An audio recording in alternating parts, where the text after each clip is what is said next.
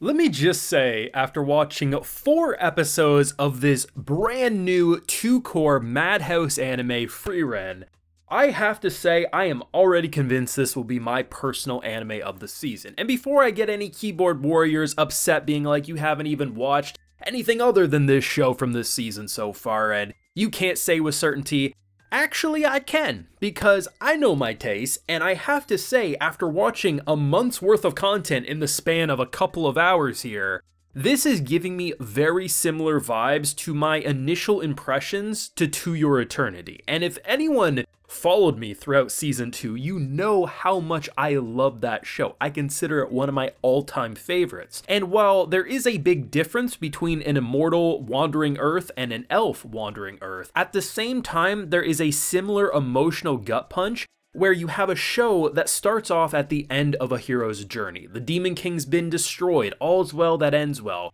We have a priest, we have a human swordsman, we have a dwarf and an elf. They come back to celebrations, but an elf lives far past any of their lifespans. Yeah, the dwarf will be able to kick around a bit longer, but we know she will outlive them. And the idea of watching a show start off at the end of a journey with a person who really doesn't know what time is in comparison to the general people around her. A short while for her could be 10 years, because as she says at one point, the 30-year journey that she took with them isn't even 1/100th of her lifespan. And the idea of having a second journey that we don't quite know where it's going to go at the start, but by the end of the 4th episode, it's almost a retracing her steps, going on the same journey once again, but this time, rather than trying to go to the demon's castle to destroy a demon king or a demon lord or the big evil, instead it's a mission to speak with the dead and to properly grieve and to make new memories along the way.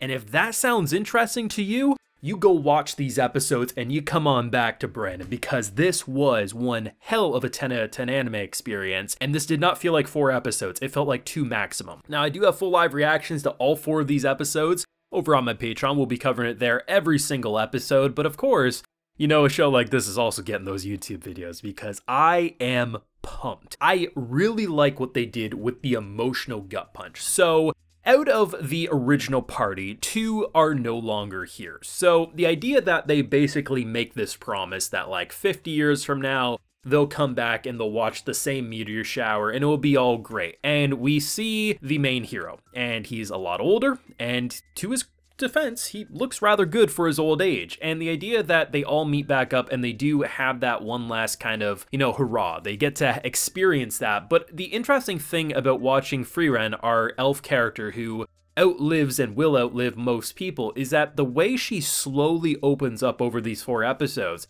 it's not like an immediate light switch that gets flipped and she's superhuman and she feels things. Initially at the funeral for him, there's some naysayers in the crowd. Wasn't she one of his party members? She's not even, she looks just fine. What a horrible wench. And of course we have a little bit of comedy relief there with the priest kind of being like, oh, I'm okay too, you know, just trying to brush off the insults. But the idea that at first you can actually notice that she's not crying initially, but she's visibly different. She feels a little unnatural. And by the time they bury him, she cries tears. And we end up also having the priest die over these episodes. But he was a very interesting direction, because what I initially thought was going to happen was he has this like little girl who he basically adopts because her parents are dead. And the initial request is, can you take her as an apprentice? And she's basically like, hell no, she'll just die on the road. She'll be a hindrance. And then he transitions to, well, can you crack this code? There's a book that I have that could be the secret to immortality, longer life. And even though he originally parted ways after the funeral saying he's fine, he had a great life, you can understand the fear that now that he's approaching closer to death, that he would actually want to maybe find ways to live. And over, I think it was about 4 years, she tries, she cracks the code, and she's deciphering this book, and she's also helping this girl Fern. What I love is the whiplash and how perfect it is, because over these 4 episodes, what we learn is that these 3 really wanted to help her understand time, what it means for time for someone who doesn't live thousands of years, but most importantly, how to properly develop connections and not just think of them as pointless, because she says that a couple of times, like, why would she go travel again with people we spent together was like that. It's like a couple of days for me. and everyone's just gonna die around me, so why would I go out of my way to be hindered by other people's deaths? But over the course of these episodes, what we get to see is the fact that the idea that for him, he wanted her to train Fern so she wouldn't be a hindrance. The book, it was a fool's hope. It's like chasing the pot of gold at the end of the rainbow. It was never gonna be there. For him, it was about getting her to the point that she could blast that rock and she would be able to keep up on her travels. And I love the idea that this man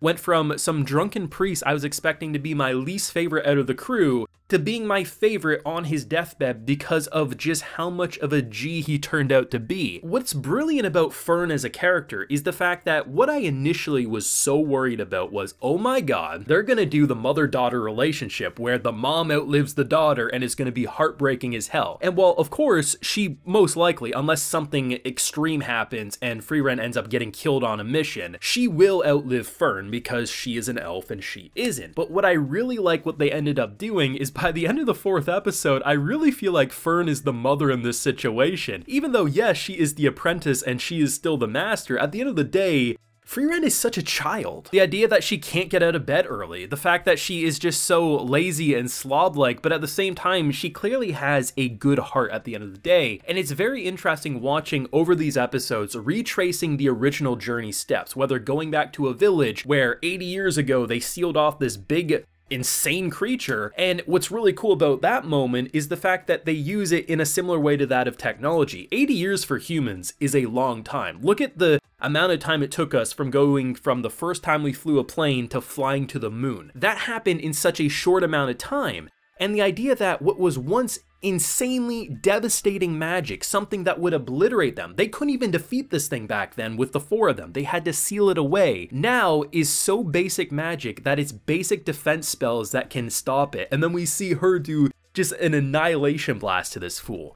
There's so many layers of emotion, world building, the magic system, but most importantly, the way they're telling such a human story and how an elf is learning to open up and appreciate time and care about other people's, which is really cool because initially they go to the statue where the hero at one point saves the village, and of course the statue's being a little left untamed. Like, they're not really taking care of it because a lot of people don't really remember or care. So she goes out of her way to try to find these blue flowers that come from his hometown. And Fern gets visibly upset the longer it is because it's, for her, life is short. Spending a year, 2 years, or months searching for flowers that we know aren't here anymore is wasting her life and is wasting time. But for her saying, we'll leave soon, soon could be 10 years. And I like how by the end of episode 4, we see her actually care because they're looking for this legendary mage Flam's tome, right? This ancient writing that everything that's out there is all fake, but we learned that that was actually Frieren's master or kind of teacher and mentor. And the idea that we notice a very different appeal and the way she interacts about caring about Fern's time in comparison to when she was searching for the flowers. And that's what I love about these 4 episodes, is that by slowly showing, you know, as we retrace our steps, little flashbacks to their original life, but seeing how different this current adventure is with someone who she's actually valuing, whether it is going out of her way to think of a birthday present, something she never did before, or the idea of learning about just these simple moments of like, okay, time is precious to her, even if I don't get it, I understand I do need to value it more. And I'm appreciative of the fact that they didn't kill the dwarf off because I was for sure expecting him to not make it, but honestly, it seems like he still has some time left in the oven. I think this show is beautiful. I love the background detail. The background feels like a mixture of Ranking of Kings meets Somali in the Forest Spirit, and they blended that together into the beautiful arts and landscapes that we see. The character designs pop out. It's consistent. There's some great Sakuga with some magic casting, and the opening and ending, both really cool. The opening is good. I like it, but that ending song, especially with the visuals, just chef's kiss there. It was fantastic. Watch this. Rewatch it, watch episode 5 with me. This is going to be incredible. Thoughts yourself though down below. Leave a like if you enjoyed, subscribe if you're new around here, of course ring that bell so you can get notified when I upload more of this beautiful series to the channel. And like I mentioned, we have a full live reaction to all 4 of these episodes over on my Patreon, and while you're there you'll also get a video shout out. So today we have username MK, Valrix, Vasuva, Granada, and Void. So I appreciate the support everyone. Please take care and have a good one.